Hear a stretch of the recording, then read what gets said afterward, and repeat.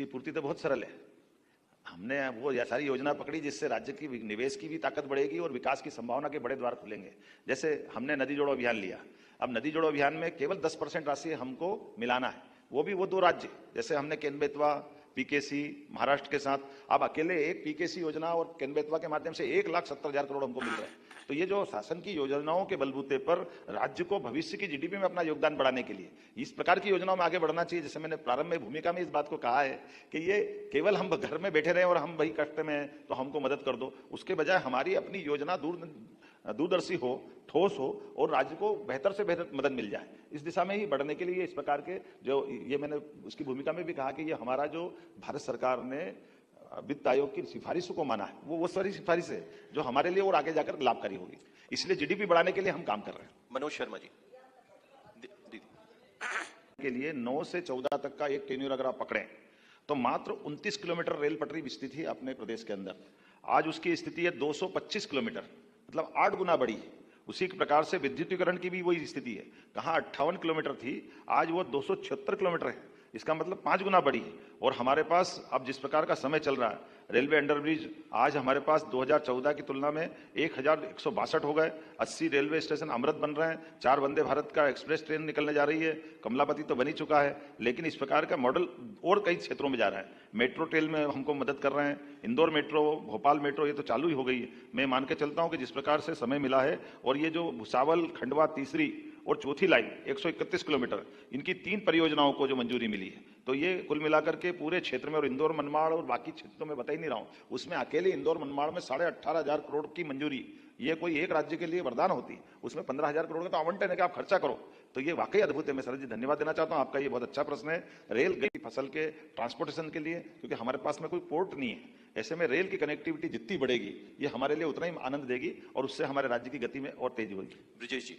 ने बात कही, उसकी चुनौती हमारे सबके सामने है, लेकिन राज्य के संसाधन के बलबूते पर, जैसे मैंने कहा कि वित्त आयोग ने कहा है कि जो जितनी जीडीपी देगा उस ढंग से टैक्स मिलेंगे, तो हमारी वित्तीय तरलता के लिए हमारे अभी आय के जो स्रोत है उनको हम नजरअंदाज नहीं कर सकते, लेकिन सने सने हम इस पे कट लगाते हुए आने वाला बजट जब हमारा 18 तारीख को आएगा फरवरी में, तो इसमें हम काफी हद तक इसके निराकरण करेंगे। लेकिन ये अच्छी बात है कि हमारे पैरों पे खड़ा होकर के आज मध्य प्रदेश के अंदर की स्थिति अगर देश के संदर्भ में कहूं तो देश के अंदर हमारे राज्य की आर्थिक ताकत के बलबूते पर जो सर्वाधिक 3 राज्य हैं, जिन 3 राज्यों के अंदर हमारे बजट का 40% के आसपास का हिस्सा पूंजीगत निवेश में लग रहा है, उसमें मध्य प्रदेश है।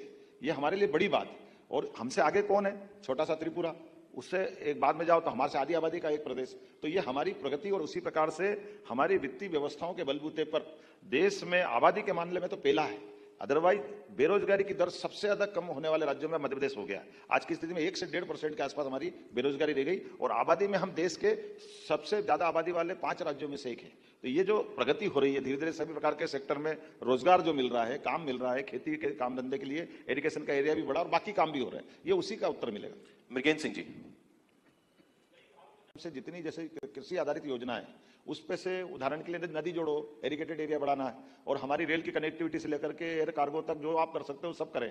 और हमारे यहाँ एग्रीकल्चर ग्रोथ रेट को बढ़ाने के लिए इंडस्ट्री के समान एजुकेशन में भी उन्होंने जो गुंजाइश दी है, ये सब प्रकार से वो किसान कल्याण के लिए 16 अलग अलग विभागों में, जैसे उदाहरण के लिए कोऑपरेटिव सेक्टर को भी अब नीचे तक पशुपालन के माध्यम से दूध उत्पादन से बढ़ाने देने वाली बात करी। तो अगर मैं खोल के 16 विभाग बताऊंगा तो जो मैंने प्रारंभ में अपनी भूमिका में बात कही है कि समग्र रूप से हमारे सारे अपने राज्य की नीतियों को देखूं और भारत सरकार के बजट को देखूं तो ऐसा लग रहा है कि जैसे उनने हमारे लिए दरवाजा खोल के रखा है, हम प्रवेश करें और आप अपने ढंग से क्या क्या लाभ उठा सकते हैं वो सब उठाने के लिए जाएं।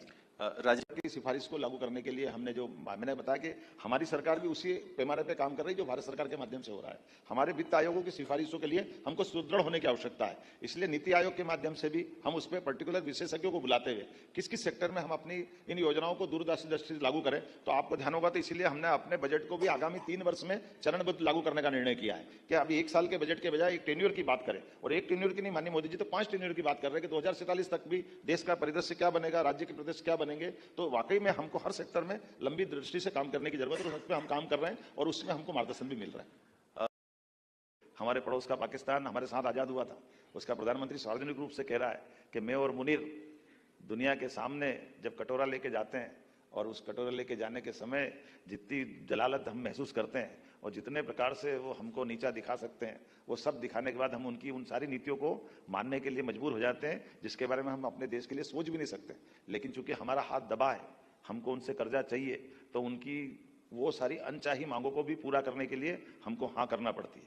और उसके उलट हमारे देश को देखो, हमारे देश के प्रधानमंत्री को देखो, अपने सामने 10-11 साल में बदलते इस दौर को देखो कि दुनिया की ताकत इधर से उधर हो जाए, लेकिन हमारा नेतृत्व कभी टस से मस नहीं होता है। और तो और दूसरे हमारे लिए, प्रधानमंत्री जी के लिए मित्रता सहित अच्छे अच्छे अलंकार युक्त शब्दों का प्रयोग करते ही हमारे लिए शुभ। नमस्कार किसान भाइयों, मुख्यमंत्री डॉक्टर मोहन यादव जी ने प्रेस कॉन्फ्रेंस में किसानों के लिए बड़े ऐलान किए हैं। साथ ही मुख्यमंत्री किसान कल्याण योजना की आने वाली 14वीं किस्त किसानों को मिलने वाली है 8 फरवरी को। आप लोग को बता दें कि साथ ही लाडली बहनों को जो किस्त है 33वीं किस्त वो मिलेगी 11 तारीख को। आप लोग को बता दें कि बड़ी खुशखबरी निकल कर आ रही है, जो मध्य प्रदेश के किसान इंतजार कर रहे थे कि सीएम कल्याण योजना की किस्त कब डलेगी।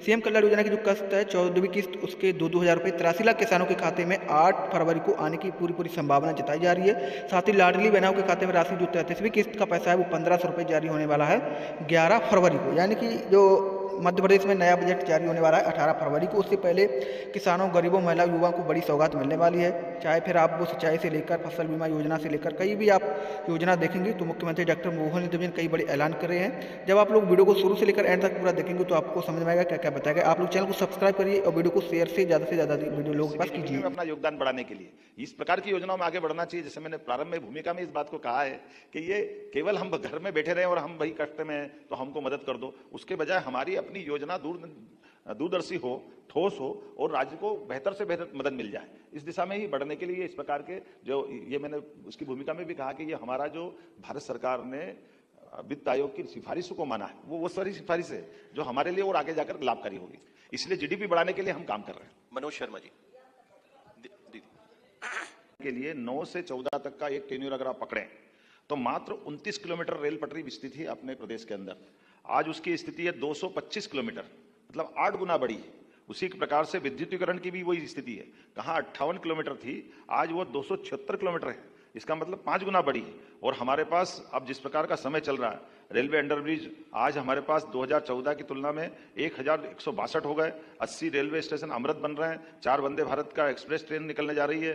कमलापति तो बनी चुका है, लेकिन इस प्रकार का मॉडल और कई क्षेत्रों में जा रहा है। मेट्रो ट्रेन में हमको मदद कर रहे हैं। इंदौर मेट्रो, भोपाल मेट्रो, ये तो चालू ही हो गई है। मैं मान के चलता हूं कि जिस प्रकार से समय मिला है और ये जो भुसावल खंडवा तीसरी और चौथी लाइन 131 किलोमीटर, इनकी 3 परियोजनाओं को जो मंजूरी मिली है, तो ये कुल मिलाकर के पूरे क्षेत्र में, और इंदौर मनमाड़ और बाकी क्षेत्र तो मैं बता ही नहीं रहा हूं, उसमें अकेले इंदौर मनमाड़ में 18,500 करोड़ की मंजूरी, ये कोई एक राज्य के लिए वरदान होती। उसमें 15,000 करोड़ का तो आवंटन है कि आप खर्चा करो, तो ये वाकई अद्भुत है। मैं सर जी धन्यवाद देना चाहता हूं आपका, ये बहुत अच्छा प्रश्न है। रेल गई फसल के ट्रांसपोर्टेशन के लिए, क्योंकि हमारे पास में कोई पोर्ट नहीं है, ऐसे में रेल की कनेक्टिविटी जितनी बढ़ेगी ये हमारे लिए उतना ही आनंद देगी और उससे हमारे राज्य की गति में और तेजी होगी। ब्रिजेश जी।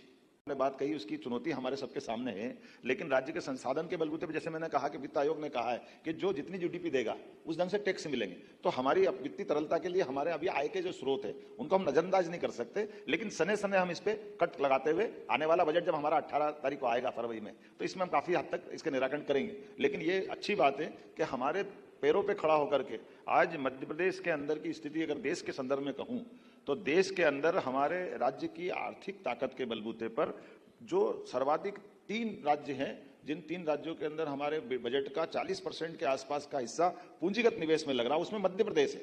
ये हमारे लिए बड़ी बात। और हमसे आगे कौन है? छोटा सा त्रिपुरा, उससे एक बाद में जाओ तो हमारे से आधी आबादी का एक प्रदेश। तो ये हमारी प्रगति और उसी प्रकार से हमारी वित्तीय व्यवस्थाओं के बलबूते पर देश में आबादी के मामले में तो पहला है।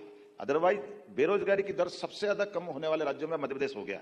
आज की स्थिति में 1 से 1.5% के आसपास हमारी बेरोजगारी रह गई और आबादी में हम देश के सबसे ज्यादा आबादी वाले 5 राज्यों में से एक है।